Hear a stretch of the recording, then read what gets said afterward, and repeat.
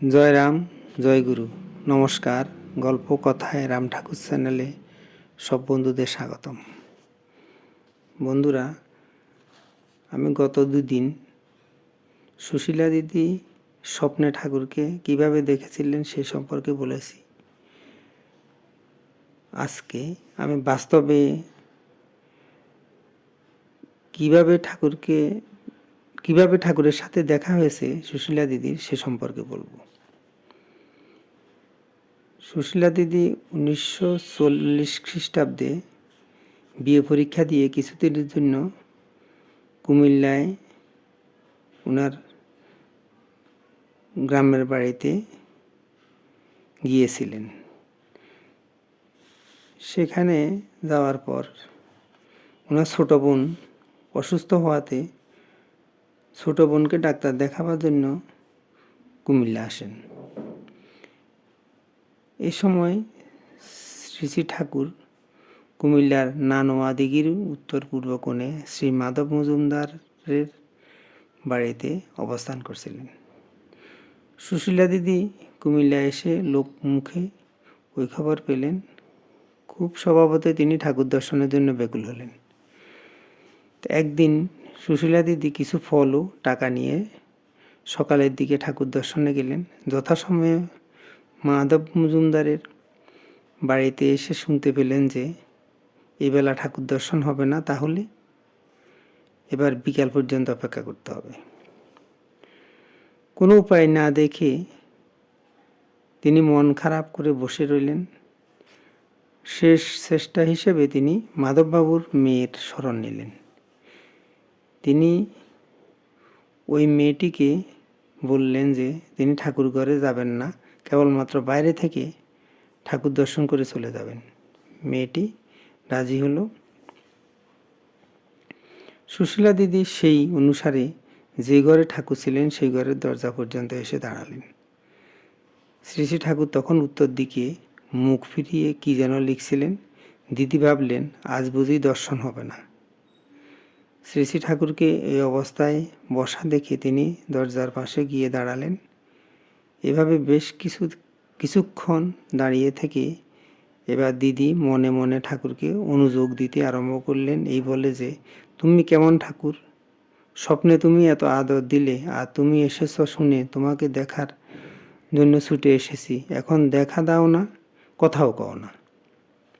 এমন সময় মাধববাবু স্ত্রী ঠাকুর ঘরে কি যেন রাখবেন এই জন্য প্রবেশ করলেন। ওই জিনিস রেখে ঠাকুরঘর থেকে বের হবার সময় তিনি দিদিকে বললেন, ঠাকুর মশাই আপনাকে ডাকেন। সুশীলা দিদি এবার ঠাকুরের সামনে গেলেন, শ্রী শ্রী ঠাকুরকে প্রণাম করলেন। দয়াল ঠাকুরকে প্রণাম করে 2 টাকা ও ফলগুলি সামনে দিলেন। শ্রী শ্রী ঠাকুর ওই টাকাটা নিজের বুকে মাথায় ছুঁয়ে পাশে রেখে দিলেন। তারপর দিদির মাথায় হাত রেখে জয় গোবিন্দ বলে আশীর্বাদ করলেন। সুশীলা দিদির মনে হলো যেন মাথায় একটা বরফের টুকরো পড়েছে। দিদি ঠাকুরকে বললেন, মঞ্চে তো অনেক কিছু দেখি, সব সময় বুঝি না। ঠাকুর বললেন, আপনার প্রাণে যা আসে কন, আমি সব শুনুম। তখন সুশীলা দিদি স্বপ্নের কিছু কথা বললেন। তারপর শ্রী শ্রী ঠাকুর থেকে নাম পেলেন। ওই নামের সাথে বর্তমান নামের মিল ছিল না, কারণ পরবর্তী সময়ে শ্রীদেহ রাখার সময়ে সকলের জন্য একটিমাত্র নাম রেখে যান। সেই অনুসারে শ্রদ্ধেয় মহন্ত মহারাজগণ নাম বিতরণ করে চলেছেন। ঘরের মধ্যে একটা কথোপকথনের আভাস পেয়ে বাড়ির মালিক শ্রী মাধববাবু হঠাৎ চলে আসেন এবং এই সময় ঠাকুরের বিশ্রামের বিঘ্ন হচ্ছে ভেবে তিনি খুব চটে যান। মাধববাবু এসে দিদিকে চলে যেতে অনুরোধ করলেন। অতঃপর সুশীলা দিদি ঠাকুর দর্শনের প্রথম পাঠ ওইখানে চুকিয়ে এবার বাড়ি চলে এলেন। বন্ধুরা, সুশীলা দিদির সাথে আরও 2 বার দেখা হয়েছে ঠাকুরের। সেই 2 বারের কথা একদিনেই বলবো।